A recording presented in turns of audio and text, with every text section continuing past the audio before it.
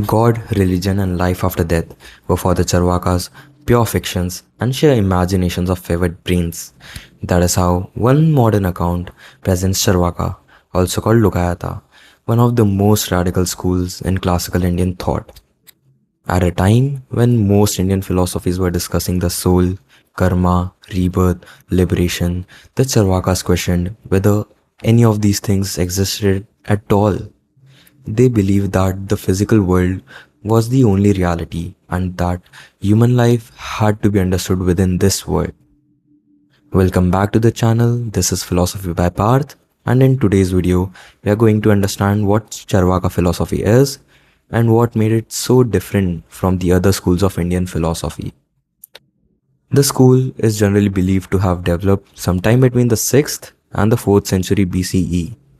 Brihaspati is traditionally regarded as its original teacher, although some accounts say that the Charvaka was his student and later spread these ideas.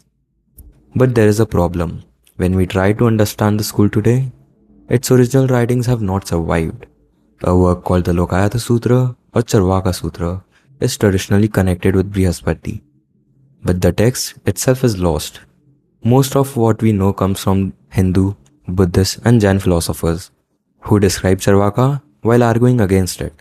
So the main ideas are clear, but some of the harsher descriptions may also reflect the views of its opponents. Their philosophy begins with one basic claim: matter is the only reality.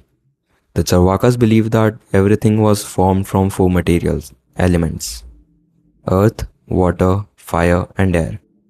Other Indian schools also accepted Akasha or ether, but the Charvakas rejected it because it could not be experienced like the other four. They also believed that things could be explained through their own nature. Fire is hot because heat belongs to fire. Water is cold because that is the nature of water. There was no need to imagine a divine power giving these qualities to the world or controlling nature from behind it. But if everything is matter, what about consciousness? A human being does not simply exist like a stone. We think, remember, imagine, and feel pain. Where does any of that come from? The Charvakas did not deny consciousness. They denied that it belongs to a separate, eternal soul. According to them, the four elements are not conscious by themselves. But when they come together in the form of a living body, consciousness appears as a new quality. The text explains this through the ingredients of pan. Betel leaf, areca nut, and lime do not separately have the same red color that appears when they are combined and chewed. The color appears through the combination. In the same way, the Charvakas believe that the consciousness appears when matter is organized as a living body. It is not placed inside the body by a soul. It arises from the body itself. They believed our ordinary experiences supported this view. We say, I am young, I am injured, or I am in pain. Think about the last time you were in pain. You did not experience the body hurting while a second hidden self remained untouched somewhere inside it.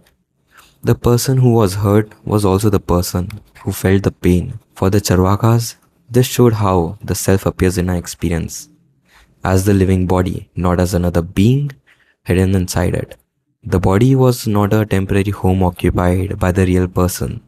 The living and conscious body was the person. And this is where the philosophy becomes truly radical.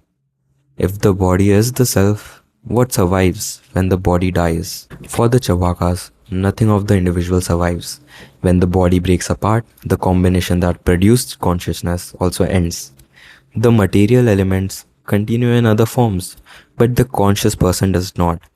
There is no permanent soul leaving one body and entering another, and therefore no rebirth. This is also why they rejected karma, when it meant that the results of action travel from one life into the next. They could still accept consequences within this life. A dishonest person may lose trust. Someone who causes harm may face punishment. What they rejected was an invisible system attaching these results to a soul after death. Once there is no surviving soul or other world, the idea of God also changes. The Charvakas did not believe that the universe required a creator outside it. Nature could be explained through matter and through the qualities things possess by their own nature. There was no heaven or hell waiting after death because there was no person left to enter either of them. This is why the opening description of God and life after death as pure fictions was not simply an insult, it was the conclusion of the philosophy. If matter is the only reality, consciousness belongs to the body, and the body is the self, then nothing of the person survives death. But this leaves us with another question. If this is the only life a person has, how should that life be lived? That made them even more strongly opposed by other schools.